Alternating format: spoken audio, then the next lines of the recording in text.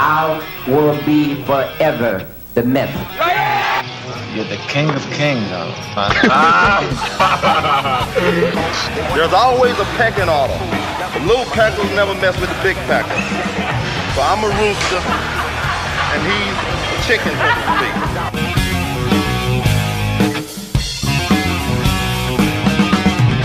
All right, welcome back to the Bodybuilding Legends podcast, and I have a very special guest with us this week. His name is Mr. Walter van der Branden, and he is from the Netherlands, and Walter was a judge with the IFBB from 1977 until, what year did you go till, Walter? 2009. Till 2009. Wow, pretty recent.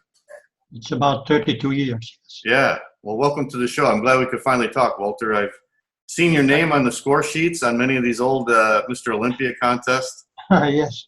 So it's a great pleasure to talk to you. Well, tell us how you got involved in bodybuilding, Walter. What was your initial interest in the sport? Well, I was always interested in sports. I was in athletics and in volleyball and soccer. Okay. But once in a while, I saw the advertisement of Charles Atlas. Yeah. The 97-pound weekly. Right. So I ordered that course, and I think it was in the USA. So it was a paper course, with all the different images of exercises. Yeah. But without weights. It was called dynamic tension, I think.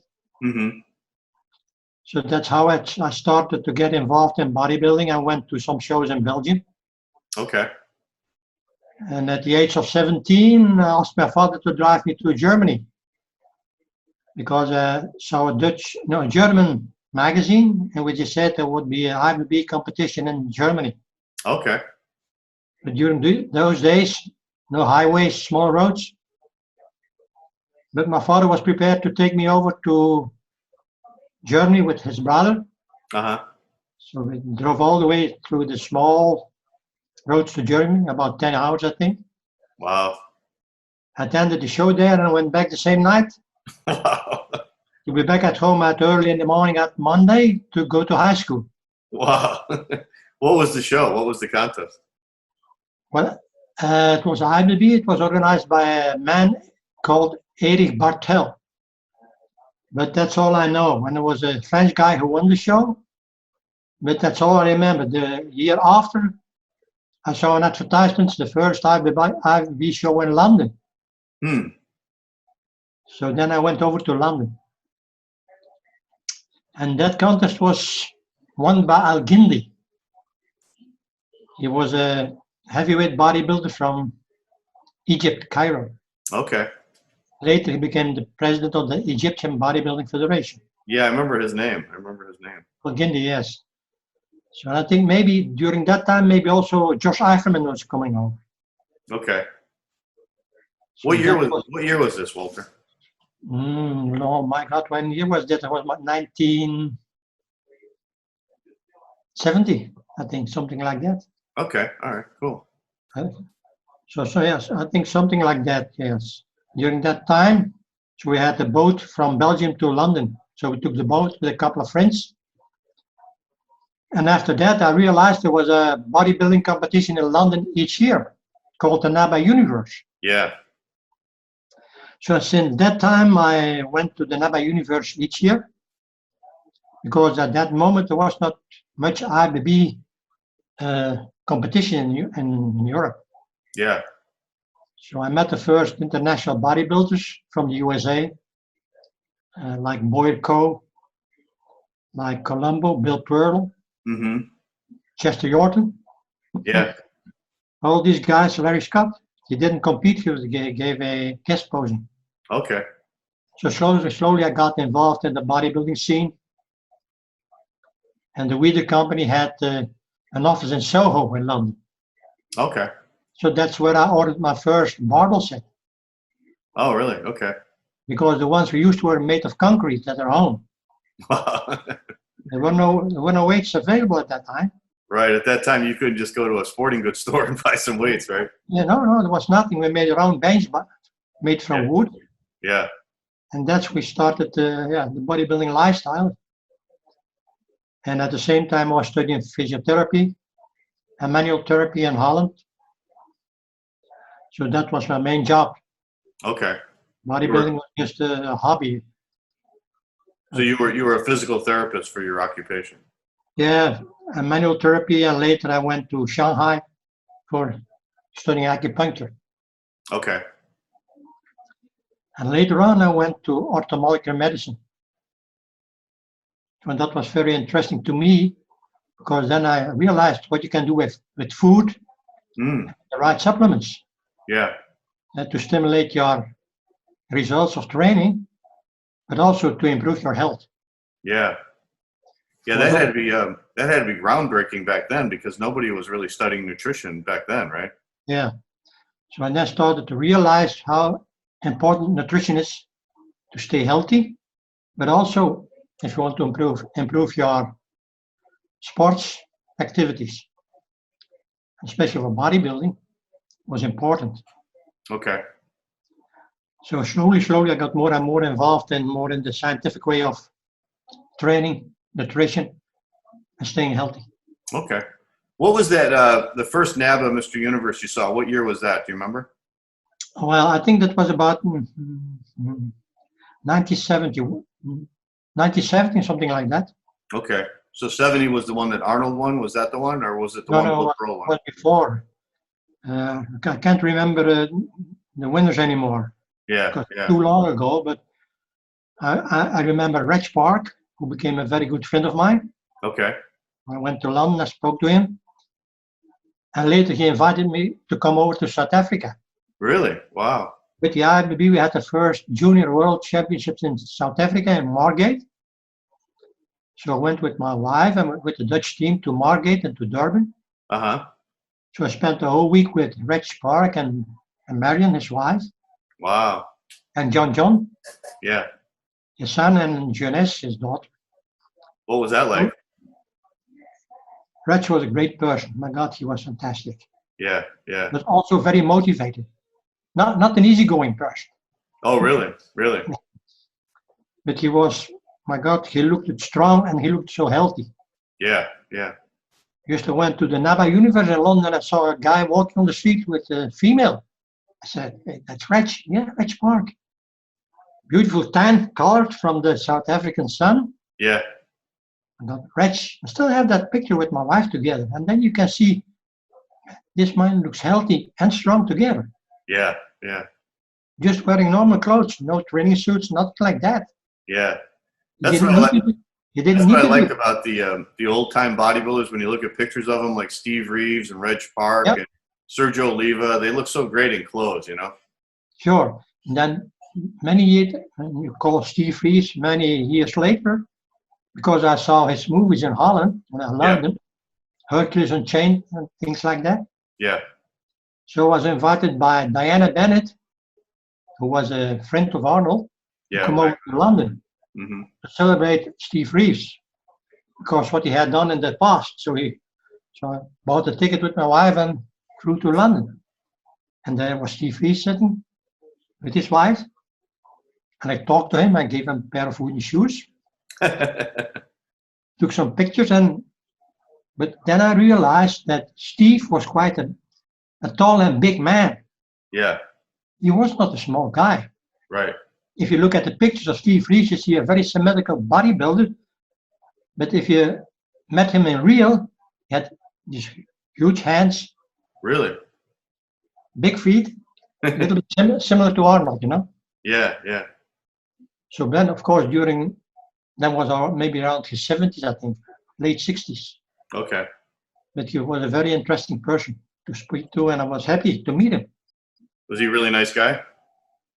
He was a little bit reluctant. Oh, really? Okay. Maybe a little bit shy. Okay. Yeah.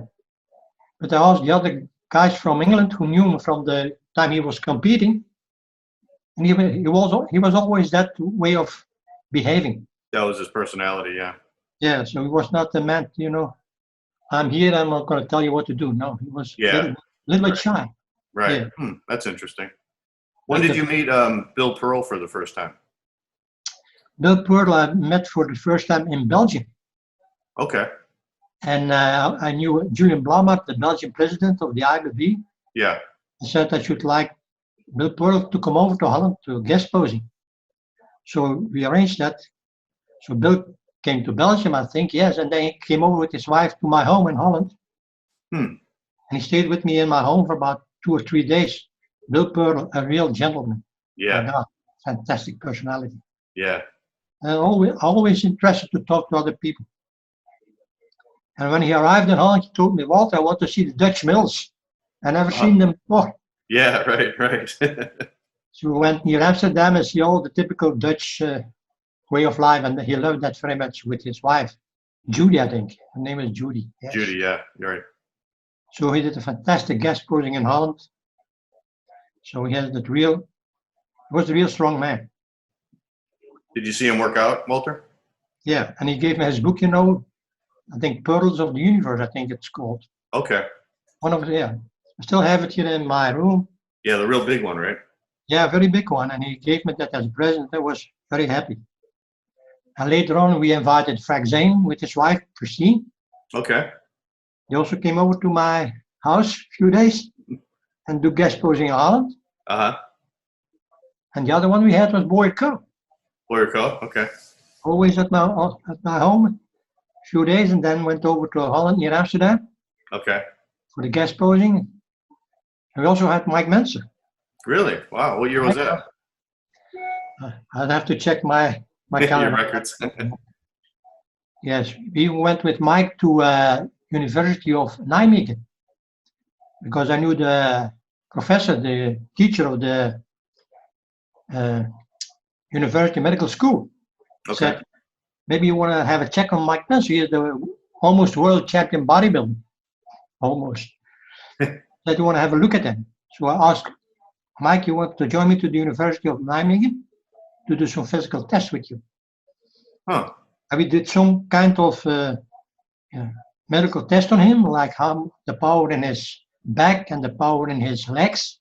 With, was not yet computed, but you could see how much power he had in the different muscles of his body. Huh, okay. Then I asked the doctor in which category he falls now when you check. And he told Mr. Menser is at the 3rd level. I mean, the strongest one are the power lifters. Second one are the weightlifters. And the 3rd level is Mike Menser. And he's very close to the top 2. So he was very, very strong. Very strong. Wow. Yeah. So is that all they were testing him for? Was just his strength, his muscular strength? Muscular strength. Okay. Yes. So what year did you see Bill Pearl? What year was that? That had to be a little bit later, right? Because when he had his book out, I think that was in the 70s or 80s. Yeah. I have to check that. I can't remember the exact date, but yeah. Anyway, was also during that time I went for the first time to a bodybuilding competition in Holland. I think it was 1962, 1962. Okay. Yeah, maybe 65. Okay. There was one guy coming over from Germany. His name was Arnold Schwarzenegger. I'd seen him in the English bodybuilding magazine, Health and Strength, in NABA. Yeah. This is 1965, Walter? Yeah, something like that. Yeah. Wow, he was only 18. Yeah, I was 22. Okay. I think he was together with his mother. And I was warming up in the behind backstage in a small room, and he was standing next to me. Said, "You are Arnold Schwarzenegger?" Yes, okay. So I had a talk with him. I was 75 kilograms. He was over 100. Okay. At the age of 18, so he was strong and heavy. Yeah. So I thought, how do you train? His English was not that good, a little bit. Yeah. More German language. But I remember he told me, and after I think, what a crazy guy. When he said to me, only remember my first name, Arnold. I said, Arnold Schwarzenegger. Yeah, Arnold. Okay. Remember. But in a few years, everybody will know me. What he's talking about. He was right. Yeah. So now we know what he accomplished. Yeah. Just amazing. That's wild. At 18 years old, he was saying that already, huh? Yeah, and he was.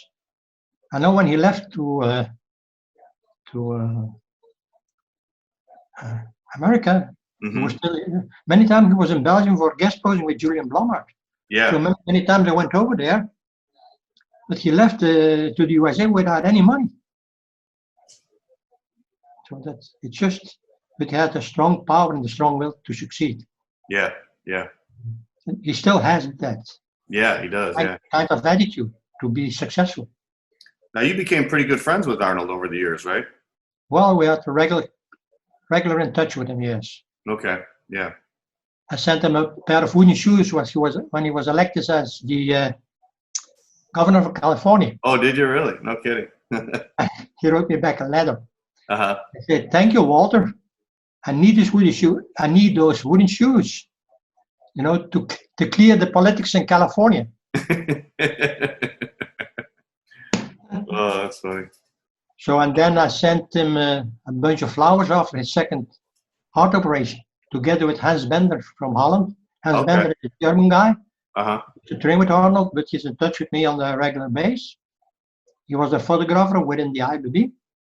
So we sent him a bunch of flowers after the second heart operation, about 2 years ago, something like that. He sent me a letter back. He was very happy to receive it. Yeah, yeah.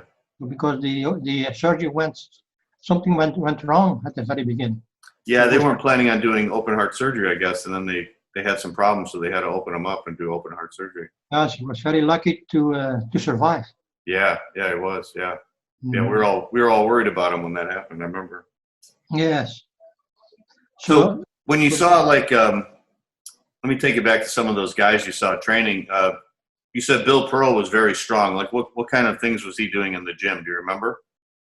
No, I can't translate that into pounds. He was,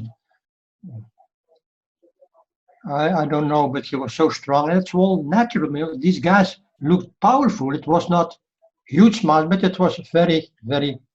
Yeah. You don't have to tell anybody he was strong. You look at him. Yeah, you could look at him, just you could tell. That was enough, you know. So you didn't to convince anybody else. Right. So, but what I have seen during all those years, international judging, I've seen many, many good amateur world bodybuilding champions, heavyweight, fantastic, beautiful. I will not mention any name, but as soon as they turned professional, sometimes they became some caricature of themselves. Do you understand what I mean? They got too big. Too big. Yeah. Too much. Caricature of the former self. Yeah. And they looked, and also they looked. My God, I saw them some in Stockholm everywhere.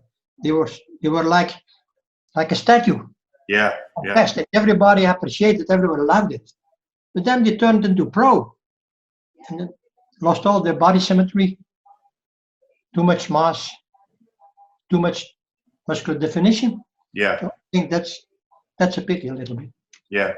Well, it's interesting to talk to you, Walter, because you were around since the 70s and you saw all these great bodybuilders of the sport, all these champions, these legends. And then you went all the way up until 2009. So you saw the sport evolve and you saw the sport change. Yeah. And, you know, you came from an era in the 1970s where you looked at a bodybuilder and you looked at his size, but like you said, they looked like a statue. They had symmetry, they had proportion, they looked really beautiful as well as being big. And then they got into the 2000s, you know, up to 2009. And then, like you said, they just became so big. So that ruined the look of their physique, right? Because it was ruining their symmetry. Yeah, because even a man like Frank Zane, who stayed at my home, wearing normal clothes, he was just looking as a normal person. Yeah. But as soon as he was in swimming trunks, my God, everything changed. Yeah, yeah. So, and many people who were not involved in bodybuilding, and they loved him. I want to get a picture with him together, you know? Really? Yeah. So if he went to the pool and he was just standing there, people would want to take pictures with him. Yeah. Also with Bill Pearl and with Boyer Coe. My God, Boyer. He was big, but not that big compared to nowadays. Right. But as soon as he was standing on the stage, you must remember during those days we had the biggest theaters in Holland, in Amsterdam, The Hague. We had 2,000 people. 2,000 people. Wow. 2,000 every time, 2 times a year in the spring and during winter time. Mm-hmm. remember then, Boy Coy came on stage. My God, everybody went wild. Yeah, yeah. And then another one was also very, lot of fans in Holland was Tom Platz. Oh, okay. You could say Tom Platz coming over within a week, 2,000 tickets. Wow, really? Yeah. He was that popular. Yeah. Also same with Lee Haney. Lee Haney came out maybe 3 times to Holland. Really? He was guest posing at the Rai. That's the biggest theater in Amsterdam. 2,000 seats. Sold out within 10 days. Wow, that's So great. Lee came over again and again. And Lee was also a fantastic personality. Yeah, So that we loved that also. That was great. yeah. Of course, we have our own Barry de May, you know, don't forget our own names. Oh, yeah, yeah. Barry DeMay from Was your also from the during that Netherlands. time, you know, also looking real athletic. So I love that kind of time during all these athletes coming over from the USA to Holland, to Belgium. Yeah, You must realize during that time, we only had the magazines, showing the pictures, but nobody came over from the US to Europe. Once in a while, maybe. yeah, And then they came over to here, and it was just a big party every time. yeah. Right, right. I Now you was telling a friend about that yesterday. I said I attended the 1977 Mr. Olympia in Columbus, Ohio when I was 14. And I said the people were going crazy. It was like a Beatles concert. They were jumping up and they were screaming. Yeah, But if you think about it, like you just said, we only had the magazines. So we never saw these guys in person. We never heard them talk or anything. yeah. So when you see them in person, it was crazy. You know, people went nuts. Yeah, so, but, you know, remember 77, and I was in Nimes. I went to, in 79, I went to Columbus. In 78, I was in Acapulco. Okay. So with a battle between Skalak and Menser. Yeah, let's talk about that because I was interested in that contest. I'm not sure I was judging, I don't think so, but I was sitting at the front seat because I just started within the IFBB, so I don't think I was a judge in Nîmes. Okay. Then Mike looks so powerful, man. And then this guy Skalak, my God, his upper body was out of this world. Yeah. And then he had the comparisons, you know. Yeah, it was between one and the other, what to do. Yeah. Has had the total structure. But Skalak, my God, those biceps and pecs and muscle development was out of this world. Yeah. So they were very close. But I knew from I think maybe Rafael Santoja was there at that moment. I'm not sure. No, not yet. No. Jacques Blommaert from Belgium. Okay. Because Santoja came later, 82 or something like that. So I said, Jack, we're going to pick a winner, man. And, you know, the audience went wild. You know, they're standing straight out of the seats. One half wanted Skalak. Yeah. The other one wanted Mike Menser to be the winner. So anyway, they had to make a decision. Ben Wheeler was also there. Ben was also there. Ben, what to do? We have to make the decision now. And then at the end, I think Skalak won maybe by 1 point. 1 point. 1 point. Yeah. Maybe something like that. Very close because it could have gone the other way also. Yeah. Yeah, the story I heard, I don't know if this is true or not, maybe you can verify it. I heard that when they did the prejudging, they had the point system back then. And I heard that Menser outscored Skalak by like 10 points at the prejudging. Yeah. But then at the night show, they did a pose down, and they did it by placement system. Like you gave a first place, and then Skalak won by 1 point because, like you said, the crowd was going crazy. He was an amazing performer, you know? Yeah, yeah. And you know how to play with the audience. Right. Because I was in favor of Menser. Yeah. At the prejudging. But then at night, the Skalak is posing routine. Many times, at these times, many people forget about posing. Mm-hmm. You know, Skalak started posing and everybody went wild. He said, what to do now? Yeah. This is amazing. Menser was also at the same level, but you have to make a decision. It's a judging sport, so. Yeah. I saw Skalak in '78 at the Mr. Olympia, and it was the same thing.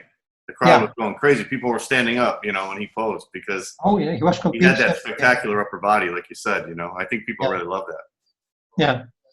So in '78, I went to Acapulco. Yes. Okay, the Mr. Universe. Together with a guy from Germany, Josep Wilkos, Okay. heavyweight bodybuilder, yes. Yep. And then the next year I was in Columbus, Ohio with the Dutch team. Okay. And the first time I met Jim Larner was in Acapulco. And then later, the year 79, I went over to Columbus, Ohio and met Jim Larner again. And we stayed friends for many, many years and still do.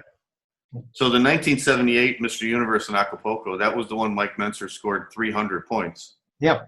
And how did his condition look in 78 compared to 77? Well, Mike looked like a real Hercules type, you know, was strong and everything was there. Yeah. So he was big calves, underarms like this, everything was big. Yeah. But maybe, well, I can't say nothing wrong about him, but he was at my home, so in Holland, so but maybe it was very difficult for him to become a world champion. How Maybe come? he needed that extra little bit of more, you know, more depth in the muscle, more density maybe. Okay. Okay. There's some, you know, some things in your body, you know that, John, you cannot change. Yeah. Yeah, some kind of genes you have, and you can build up to a high level, but then that's all you have. And that's also the way with many bodybuilders here in Holland and Belgium. I think you stop because that's it. Whatever you want to try, any other anabolic steroids, everything, you're at your level. That's you cannot do any more. It's impossible. That's my opinion. So you can only go up to what your genetics allow. Well, by training you can improve a lot, and by the right nutrition and supplements. Right. Some do take the anabolics, okay. Yeah. To them. Because talking about anabolics, here in Holland we have one hospital near Amsterdam that has an anabolic clinic. Maybe the one in Europe, maybe the only one in the world. Wow, I didn't know that. Yeah. We have something on the internet now with the medical doctor talking about the use and not advising, but it's in Dutch language. Maybe they should translate it to English. And they're very open about it. So in Holland, if you have a problem with anabolics, you can check you. Are you right or you're wrong? Of course, they will advise you to stop. But the extra advantage is that you have a medical doctor to check what you're doing. Yeah. If you want to do it, okay, it's your own decision. Yeah. In Holland you can, in Belgium you cannot. They put you in jail. Wow, okay. In Belgium, in Holland it's legal? It's legal to take steroids? it's well legal if for personal use you can do. Yeah, okay. Yeah. But not of course, not in Belgium. No, there is every bodybuilding competition in Belgium is controlled by police and the doping authority of Belgium. Wow, really? Every bodybuilding competition, they are there, I know. Wow. Yeah, because, well, they don't like the way bodybuilding is done in Belgium and in Europe because of all kinds of anabolics and growth hormone and whatever you name it. Yeah. What are your feelings on that, Walter? I mean, you were around in the sport from the early 70s, and then you saw the sport evolve through the 80s and 90s, 2000, 2009. You were up, you judged until 2009. So you saw the sport evolve with all the drug use. What's your feelings on that, as far as it relates to bodybuilding? Well, I have to be careful what to say, but there are two parts of the sport. I compare it to Olympic wrestling, Olympic weightlifting. Olympic wrestling, Olympic sport, but nobody's gonna watch the show. Yeah. Then you have American show wrestling. Professional wrestling, yeah. Lots of people coming to watch. Yeah. I think the same with bodybuilding. If you want to make bodybuilding Olympic sport, and we were very near. I was in Lausanne with Ben Weider and Raphael. At the very last minute, it was out. That was a very pity. But if you want to make it an Olympic sport, you follow the Olympic rules. But business-wise, You want a lot of people coming over to watch the show. Yeah. You know how people are. You want to see freak things? Yeah. Weird Yeah. things. Yeah. But in your preference, like what kind of physiques would you prefer? Because I mean, the guys in the 60s and 70s were also using steroids, but it was different. The physiques looked different. You know, you look at someone like Bill Pearl, Reg Park, Frank Zane, Arnold, and then you compare them to the guys in the 2000s. Which ones do you prefer? Which kind of physique do you prefer? I will stick to the old ones. The old ones, okay. They looked fantastic because when I now see the pro bodybuilders, there are some very good ones, but some are out of proportion. Yeah. What can I do? We are bodybuilding and looking at building your body. So I still prefer Arnold. You know, Arnold, I've seen him so many times guest posing. Yeah. He was out of this world. He could have won the Olympia another 5 times. Yeah. Oh, Easy. yeah, for sure. Easy. Yeah. And then, of course, before his time, we had Steve Reeves and Reg Park. Yeah.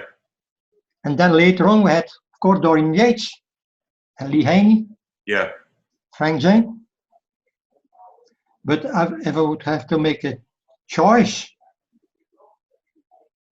after Arnold and Reg Park and Steve Reeves, I think we have Lee Haney, Jake Cutler, and Yates in the heavyweight. Yeah. But of course, if you talk about body symmetry, Bob Paris, Flex Wheeler, Frank Zane. Yeah. It all depends which way you like it. You know, like the heavy one or the more athletic looking. Yeah. Was that hard as a judge to judge different types of physiques? Like you had a Frank Zane or Bob Paris physique, and then you had, you know, Lee Haney or you know, even Arnold. No, I think now it's difficult to judge because they almost look all the same. Yeah. That's the main problem. Right. During these times, there was a difference in quality of muscle and density and the symmetry and the way of posing. So you could make a clear decision which way to go. But now with most of the pro athletes, too similar. But I still admire their way of training and the way they want to be involved in the sport. Don't understand it wrong. Sure. Yeah, I do too. Yeah. Now it's more mass, more muscle, more body weight. Yeah. And that's why sometimes you see the big bellies, you know. Yep. Yeah. So you kind of prefer then the older look because there was more of an emphasis on symmetry and shape, and it seems like a lot of people feel that when the drugs got more extreme, the bodies got bigger and bigger and bigger, and it really ruined the look of bodybuilders. It ruined the symmetry. Yeah, and because, you know, because of those increase in muscle mass and muscle size, you have also the bellies are growing. Yeah. So yeah, that's because some pictures you see then, I say, how can I tell anybody in Holland from the Dutch Olympic Committee how to sell the sports to official sports authorities? Right. Not easy. It's impossible. Yeah. But anyway. So let me take you back to '78. We were talking about that Mr. Universe where Mike Mentzer scored that 300 points, and you said that he lacked a little bit of quality. Do you think it was just more like a polished look that maybe he could have improved with his training? Because I know he did like real low volume training. Yeah, he was training with the heavy duty. Yeah, the heavy duty. And maybe, of course, he put a lot of size, but you know, the real structure of the muscle density and the separation. Yeah. He should have changed a little bit more repetition, I think. Okay. That's my opinion, because he stuck to, you know, the heavy training, the heavy duty, what you call it. Only a few, not that many reps, I suppose. Yeah. So he was more concentrated on the heavy stuff, you know. Right. Maybe that limits your amount of muscle mass a little bit. I think so. Yeah. So the next year when you went to Columbus in '79, you saw Mentzer up against Frank Zane. And do you agree that Frank Zane should have beat him because he had a better quality physique? I preferred Frank Zane. Yeah. Yes. Because Menser did really well in that contest. Excuse me? Menser did really well. He won the over 200-pound class, and I think he actually outscored Zane, but then Zane beat him when they were compared together at the pose down. Yeah, but that's always, Mike was a little bit blocky, blocky, square. Yeah, right. And Frank Swayze was like a painting. Mm-hmm. Especially when you got starting to move. Yeah. And doing the guest posing. It was a work of art. Yeah. It was something like to do a paint of this guy. Yeah, right. It was like a Greek statue. Yeah. Have you noticed that too, Walter, how the posing has changed over the decades from, back in the 70s and the 80s?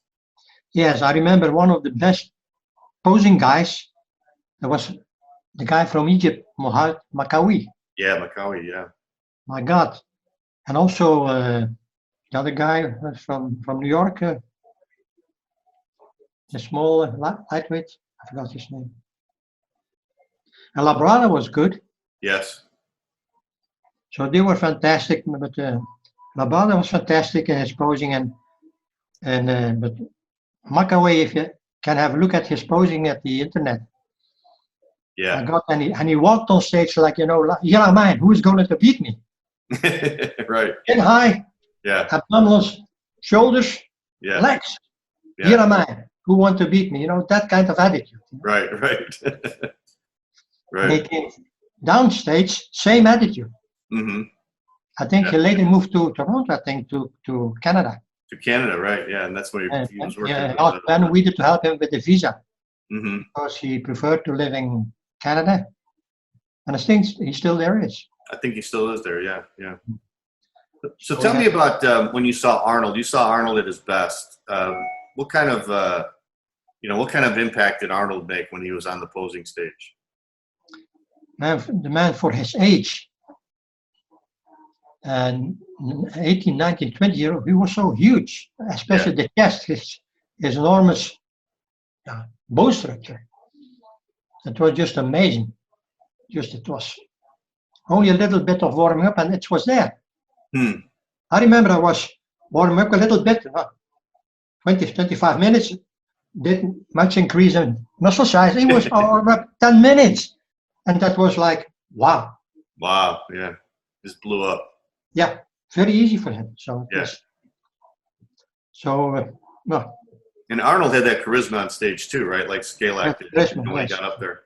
Yes, it was. I've seen him even, he came from South Africa, he did the show with Reg Park because he was close to Reg Park, Yeah. It was Arnold's second father, that? Yeah. Reg Park. But he came from South Africa. I went over to, I think, Brussels. I went to Brussels to see him guest posing. He was not in top shape. And at the same time, he had some kind of bandage around his knee. Oh, when he hurt his knee, yeah. He ruptured his meniscus while doing guest posing in South Africa. Yes. Mm-hmm. But even when he was not in top shape, even with that bandage, he could hardly walk a little bit. But he still did that guest posing. Everybody went wild. Yeah. Because he had that kind of charisma and also the size and the body structure. They come maybe once in 100 years, I think. Yeah, really. Yeah. Wow. Yeah, you look at some of those old great bodybuilders, and they all had that same quality where when they got up on stage, like Bill Pearl and Boyerko, like you said, and Frank Zane and Mike Menser, when they got up there, the crowd went crazy. Yeah. But I think we had some good ones in the Olympia. Of course, Ronnie Coleman is fantastic. Yeah. But Ronnie should have listened to his body more. Yeah. You might have a back problem, so I know what I'm talking about. Mm-hmm. So he had the first or second lower spine operation. He should have stayed away from the heavy weights. Yeah. Yeah. That's a pity. So when you saw Ronnie, what did you think of him? Because you were around, you were judging when Ronnie was around. I've judged Ronnie many times during the Grand Prix. Uh-huh. When he was placing only 5th or 6th, never higher than that. Yeah. Did you see the potential he had back then? I had seen that, but I didn't understand it always 5th place, 6th place, maybe 4th. But then he was a very strong and heavy guy, strong heavy bones. Uh-huh. But then suddenly he started changing his way of training, and then he became the #1 athlete at the Olympia level. Yeah. And changed, and then it was just amazing. Yeah, it was. Yeah. Unbelievable. Yeah. So now it's a pity to see him suffering so much. Well, tell me about when you went to Arnold's office and he was getting ready for Conan the Barbarian in California. Yeah, right. I first went to the 75, I think. I went to California with my wife. Okay. I wanted to go there anyway. I just wanted to see it. So I went to the Weeder building in Woodland Hills. Okay. Sitting inside the building, but there was no time. I just went in. At the same time, Robbie Robinson was waiting there also. I didn't know it, with his girlfriend. So Gene Moosey was doing the editor, I think, Gene Moosey. He told me, Joe has no time. I said, man, I came all the way from Europe to just give me 5 minutes. So I waited 2 hours. And Joe came in, said, oh, okay, thank you so much. We had to talk and went eating together. So after that, I went several times to Woodland Hills and always could stay in his home in Las Vegas. He had a holiday home in Las Vegas, free of charge. I said, no, Joe, I don't want it. I said, okay, then later, just another story. Later, I came back home, I got a call from Joe. Walter, can you buy antiques for me in Amsterdam? Yeah, I don't know anything about antiques. So he sent me a big magazine to go to Christie's and Sotheby's. My God. Together with Ben Weeder, and they said, I want this painting and this rug and this, give me all the prices. Wow. So, oh my God, I said, Joe, I want to do it, but I don't have the money, Yeah, I said, well, don't you worry. So I trusted him. Okay, I went to Amsterdam. We're always the highest price, thousands of dollars for Joe and Ben. So we all sent them to California. It was okay. I always paid everything. I never had to worry anything. So for me, Ben and Joe are great guys. Wow. So they paid for it. They paid for all the stuff they wanted. Yeah. Everything. So I went again and again. And they had a whole collection of antiques in their homes in Los Angeles and in Montreal in Canada. So during that time, I said, I want to see Arnold. Okay. So Arnold was training just by luck and at the Gold Gym with John Balick from Iron Man. So Arnold was preparing for the, I think for the Mr. Olympia in South Africa. Okay. So he was in full swing. My God, his muscles were amazing. Really? Wow.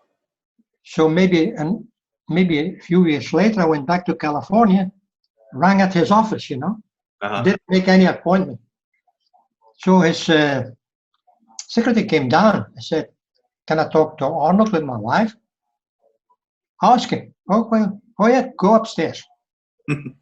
Say, Arnold, how are you? Okay, he had a nice Santa Monica office, at Santa Monica, yes. So I said, your long hair, why? I said, I'm preparing for a new movie. He said, which movie? Conan the Barbarian. Oh, really? Yeah, so I need that long hair, and he had some quite big, some kind of a sword. Yeah. So why this? I said, I need that for the movie. So how do you do that? Do you know how to do fighting with a sword? Oh, it was a big stick, not a sword, a big stick, something like that. I said, I have a Japanese teacher. Yeah. Who's teaching me how to do sword fighting in the Conan movie. So then he showed me how to do it. Wow, cool. So I took some pictures with my wife together. So he was always very kind to me, yes. Yeah. Later on I saw him many times in the US or in Europe. So. Yeah. And so you saw him in '75 also, like you said, at Gold's Gym when he was training for the Mr. Olympia. And he looked great.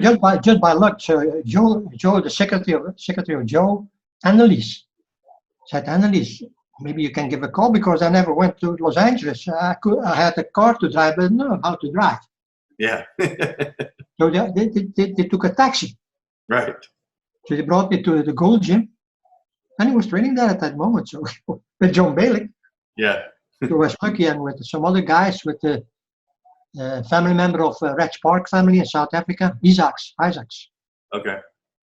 So they were training together there. I had them on my Super 8 camera, but the images Oh, really? Oh, what a shame. are gone, not anymore. Yeah. Oh, too bad. Yeah, too bad, sir. Let me see what else. But I always had good times with Ben Weeder and with Joe and with Betty. With Betty, I still have good contact. Every year she sends me a New Year's card, so I'm happy with it. Hey, Walter, I want to go over some of these contests. I got some of these score sheets from these old competitions. You have that? So the 1982 Mr. Olympia in London, you were one of the official judges. Yeah. So let me look at your score. So you had it was interesting because they had 3 rounds of judging, and in the first round you had Chris Dickerson in first place, and you had Casey Viador in second, and you had Frank Zane in third. Yeah. So you thought Dickerson was the best one that year, in 1982? I think yes. Well, I was looking at the different rounds. It was interesting to see how it changed. You had Dickerson in first in the first round and the second round, but then the third round you had him in second, and you had Casey in third at the posing round. Third at the posing round. Yeah, I mean you had Casey in first. I'm sorry, you had Casey in first in the third round, and you had Chris in second. But it looks like you favored Chris for that contest, right? You thought Chris was the winner. Yeah, maybe I was wrong, or no, I don't know. But anyway, during that time, we had Oscar State. He was a good fellow from London, and I loved to work with him. And then he always calculated, the percentages of the judges. Yeah. And then the next international congress, I don't know where it was. And all the judges, how high they were in percentage, And I reached, I think, 82 or 83. So at that moment, I was the best judge in the world, Oscar told me. Oh, really? Wow. He asked me to come on stage. I said, why do you doing that, Oscar? Yes, I have your papers here. And I checked him every time. And you had reached about 83 or 84 percentage. So now you have the best judge in the world. So you had 84% based on the final. Something like that, yes. I don't know how he calculated that, but he calculated every one of the judges. So yeah, that's what he told us, everybody. Yeah, so that's cool. That's good to know. Yeah. What did you think of Frank Zane that year in 1982 in London? Do you think he was a little bit off? Because he was a little bit bigger that year, right? He was a little bit bigger, yes. But Frank, was a little bit. Also, Frank had to be careful during these days because he hadn't had a structure to be too big. Yeah, he couldn't He was very light boned, Yeah. Very small hands and bone structure. Just, he couldn't handle the heavy muscle structure. Then he would be out of proportion. Right. But he knew that. Yes. Now, I wanted to ask you about McAway, because McAway was kind of a surprise that year. He came out of nowhere, and I noticed like every round you were like voting him a little bit higher, right? Yeah. Did it take a while for the judges to catch on how good he was? Yeah, it takes, because when you're judging such an international competition, yeah, you need time to see what's happening, and many times you see more athletes getting better every 2-3 minutes, Yeah. Some getting down, some getting water, right? Some getting more definition. So you need a little while to judge, and then you can make a final conclusion. Yeah. But also during these times you had that pose down. And then mention again with Skalak and Mensa. Yeah. Sometimes it's very close because it's still a judging sport. Right. Of course, if there's a big difference in athletes, you know how to judge. It's not that difficult. But when they are very close together, it makes it a little bit difficult. Yeah. Well, I would think with a big show like the Olympia too, it seems like this happens every year, not just in '82. But the judges kind of know like who the top guys are. And I think McAway was kind of a surprise that year because he was never really in that kind of condition before, except for when he won the Mr. Universe back in 1976. But he was just, believe me, He was similar to Labrada, Makaway. Just Jim there, standing on stage, was kind of, here I am. What are you going to do? You know, that's what he was. Yeah. And he was a small guy. Yeah. I don't know his body weight, maybe 75, maybe 80 kilograms, maybe. Yeah. Yeah. So it was just great. So then I loved it. But I think one thing maybe what can do to improve bodybuilding on a pro level, maybe to get them more money. Mm-hmm. A higher amount of prize money for the winner, second, and third. Yeah. I think if you want more, how do you say it, more TV personality. Yeah. You know, people coming from TV or, you know, the show business, if you have the winner, give them $1 million. Yeah. Wow. That will be in the newspapers, right? Yeah. So maybe now the Olympia has maybe improved with Jake Wood. I don't know him, only from the magazine. Mm-hmm. Maybe if you increase the prize money for the pro, Yeah. maybe you can get on a higher level of acceptance. Mm-hmm. You know. You know, when I was looking at these score sheets, I used to like how they did this because they would always put these score sheets in the magazines, and then you could see each round. And I liked also back in the day how they had the different rounds. They would have the relaxed round where the guys would come out and they were compared from the 4 different positions of standing relaxed, and then they would go into the mandatory poses, and then the final round was the posing. And I remember seeing the Mr. Olympia back in the 70s, and they would do all 3 rounds of judging in the morning, and then they would come back at night and then pose. So I think that was a better way to assess all the different areas of a bodybuilder's physique, you know, the symmetry, and then the muscularity, and then the posing. And the posing was important back then, right? Yeah, because that's an essential part of the competition, I think. I think so too. You know how you have to study it, you know what to do. Yeah. How do you perform? But many times I see these athletes on stage, I think they never thought about how to pose. Right. They're there on stage and then think, hey, what I'm going to do now? Yeah. Biceps, side chest, latissimus dorsi, back, that's it. Yeah. Because you need the music and the right way of moving on stage. Mm-hmm. It's almost a little bit like a ballet dance, you know? Yeah. Something like that. So they should improve the posing routine. Absolutely. Oh, yeah. not only the posing routine can make you a winner. No, this is a part of the whole judging system. Yeah.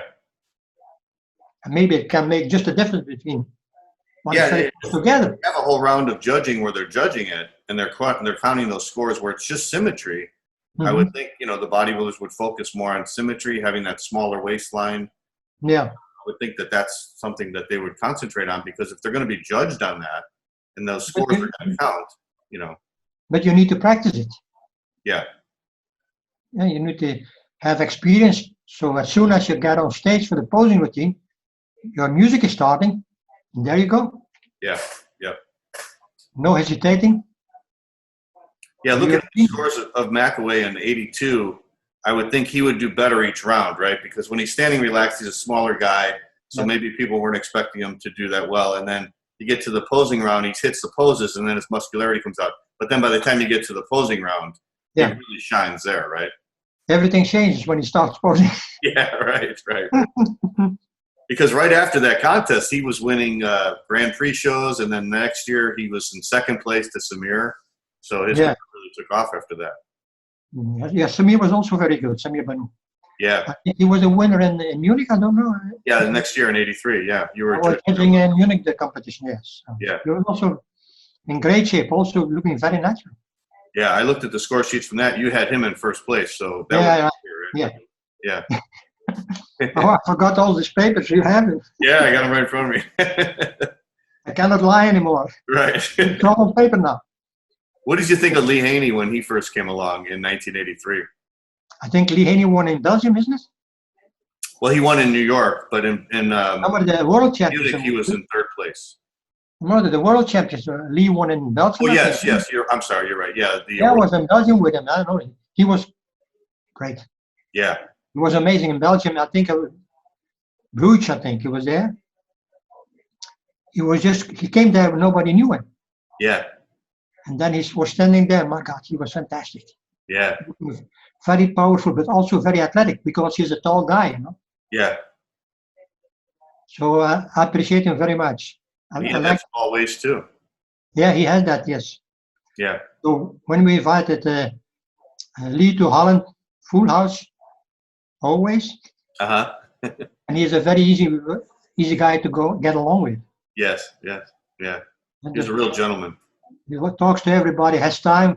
Pictures, okay. 1 picture, 10 pictures, 20 pictures, no problem for him. Yeah, right. So When you saw him at that World Championships, did you think that he was going to be a Mr. Olympia winner one day? I think so, yes. He Yeah. was during that time, seeing him on stage in Belgium, everybody was just, it's amazing. Yeah. There was no doubt about him winning. And he was only, I think, 22 years old that year, isn't it? Very young, yes. Good at that young of an age. Yeah. I asked him during that time, I remember, I said, how do you do that, Lee, after the contest is done? He said, you know, in the US, we have good food and good nutrition and training. That's all I need. Yeah, he was a great champion. We just talked to Lee about a week ago. So Okay. yeah, Give him our best wishes. great bodybuilder, right? Yeah. So looking back over your long career of judging, Walter, what were some of the memories you think that might stand out? It seemed like you had a lot of good friendships with these guys because when they came over to the Netherlands, they would always stay with you at your house. Yeah. Yeah, I made a lot of friends coming over to Holland and to Belgium and to Europe. So I had all of them. Dus, even Larry Scott, I saw him in London. Mm-hmm. Yes. Mm-hmm. And I had George Heffernan in London, the old ones. And of course, and Steve Reeves and Arnold. And I also loved Matt Mandendal. You know, remember Matt Mandendal? Oh, yeah, sure. He Also, came over to London, or he came over to the Netherlands too. No. I met him in London, I think. Oh, in London, okay. I think I was the winner at the World Games, I think, isn't it? He got second to Barry DeMay. I was second to Barry. Okay. Yeah. So, all right. Yeah. No, but I have a lot of friends every time I go to the international competitions. And this year I hope to go back again to the contest in Las Vegas in December. Oh, good. I'm going to go there too. So hopefully I'll see you out there. Yeah, because I was away from the sports about 2 years due to the illness of my wife. Yeah. I'm sorry to hear about that. He died about ALS within 6 months. Oh, wow. So I started a fundraising for ALS in Holland. Oh, really? Okay. Yeah. So tried to stop this terrible disease. Yeah, it is a terrible disease. So this 3 years ago, and I'm back on track again. So. Oh, good. I'm sure she wants me to do it this way. Yeah. So I will continue, and I'm in regular touch with Paul Chua from Singapore, where the WBPF organization there. Okay. And they have many countries affiliated with IOC recognition. So once in a while I travel over to Asia, because this month we had the first WBPF Asian Championships with prize money in India. Oh, really? That was cancelled due to the corona. Yeah. So I think most of the competitions worldwide will be cancelled, I think. Yeah, I also wanted to ask you about Barry DeMay, because Barry DeMay is from the Netherlands, so he was like, he's your prize champion there. So did you see him when he was really young growing up? Because Barry was a good champion at a young age, right? Yeah, I know him from the very beginning. So he went with me to most of the international competitions. Okay. So he was a beautiful athlete, so it was fantastic. Yeah. But the last couple of years, he stayed away from bodybuilding, one way or the other. But recently he came back. Yeah. Training again. Yeah. But he stayed away for maybe more than 10 years. Wow, okay. So I spoke to him several times.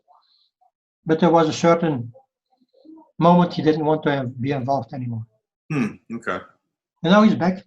Yeah, he's training people and he's got he's training back, so I'm happy he's back again. Yeah, he looks great too. He's been training too. Yeah, he looks very healthy. Very good. Yeah. Same like you. Yeah, thank you. Natural Mr. Olympia. Yes, yes. Mm-hmm. So when you look back over your career, Walter, were there any certain moments that stand out? I mean, I know it's a lot of years of judging and meeting all these great champions. No, so besides my own job, because I made my money in my practice, I was not depending on bodybuilding. Yeah, It was my work as physiotherapy, acupuncture, and natural medicine. But what I appreciate the most is that I was in a position to meet people from all over the world, yeah, bodybuilders from all over the world. And when I came to USA, went many times to the Middle East, went to Asia, went to China, always had good feelings with these people. mm-hmm. Always respected them, and they respected me. Yeah, It's very easy. So I'm very happy I was in a position to travel worldwide for many, many years, and I still do. Oh, really? Oh, great. So it gave me a wider view to the world as a Yeah, person. yeah, I'm happy for that. So now I'm old and I look back and said, well, I was in a lucky position. yeah, yeah, Many people from all over the world, from different religions, different colors, doesn't make any difference. yeah, As long as you respect each other. yeah. That's my, And we're all in bodybuilding, so we all had a shared interest, right? So yeah, same level, the same feeling, yeah, same enthusiasm. It was like one big family. exactly. Yeah, And it still is, I think. So wherever I go, still have talks with. When I see Samir Banu, hey, hello, doctor. He calls me doctor. I'm not a doctor, but he calls me doctor. So I always have a good feeling with all the guys worldwide. yeah, yeah. So I hope to be back in Las Vegas to see the Olympia again. Maybe you will be there. Yeah, I hope to be there too. Yeah. When I talked to Boyer Coe, I did an interview with him, and I asked him the same question, and he said the same thing. He said it wasn't the competitions; it was the people he met. He said Yeah. that's the most important thing, you know. Because at that moment, the prize money was just a small thing. Yeah, it was the friendships he had over the years and all the great people that he met, and that's what he remembers the most. Always, we paid these guys maybe $500 or $1,000 to come over to Europe. Yeah, But they were happy, and they had the travel free and accommodation free, and they met several people from Europe or from any other country in Germany, England, doesn't matter. yeah, That was a great feeling. And I'm yeah, happy. yeah. So that's, and now in your TV program. Yeah, right. I didn't expect that to be. I was a little bit reluctant. I'm glad you were able to join us because it was great hearing your stories from all the old competitions and especially some of those ones that you judged. Because I was a fan of the sport as a young man back then, looking at those contests in the magazines. So it's great to talk to someone like you who was actually there. Yeah, because these days we have a little bit of an overkill because of the internet. I think Yeah, yeah. too much of things too good, not too much. I agree. Yeah, it was kind of magical back then when you had the magazines, and it was. Yeah, and it was always a surprise who was coming over. Yeah. I remember I came over Frank Zane. People were calling me. They were mad at me. No tickets anymore. I said, sorry, I don't. Because we have strong rules in Holland because of fire and police coming in. How many people can get inside? 2,000. That's the finish. Right. Right. You have more. We closed it. We closed the theater. Yeah. Iron curtain is going down. I told them, sorry, I cannot. We want to see Frank Zane. Boyer Coe and Tom Platz, same thing. Yeah. Tom also a fantastic guy. Yeah. But we want to come in. Sorry, you cannot. So yeah. These are the days of the past. Right, right. All right, Walter. Well, it was great meeting you. It was great talking to you. And thank you for sharing all your stories of the old days of bodybuilding. And I hope to see you in Vegas this December for the Mr. Olympia contest. Of course, thank you. And you must know the starting of my work in bodybuilding was together with Jim Mannion and we win the million. Really? Wow. At the very, very beginning of this, 1977, me, and then maybe Mannion, maybe a few years earlier, and Wayne. Right, right. So once in a while, I still see them. Yeah, yeah. Well, hopefully you could see Mr. Mannion when you come out there again in Vegas. Yeah, give him my best. Yeah. All right, Walter. Well, thank you for joining us all the way from the Netherlands. I really appreciated this interview, and I look forward to seeing you again in the future. Thank you, John. See you soon. All right. Take care, my friend.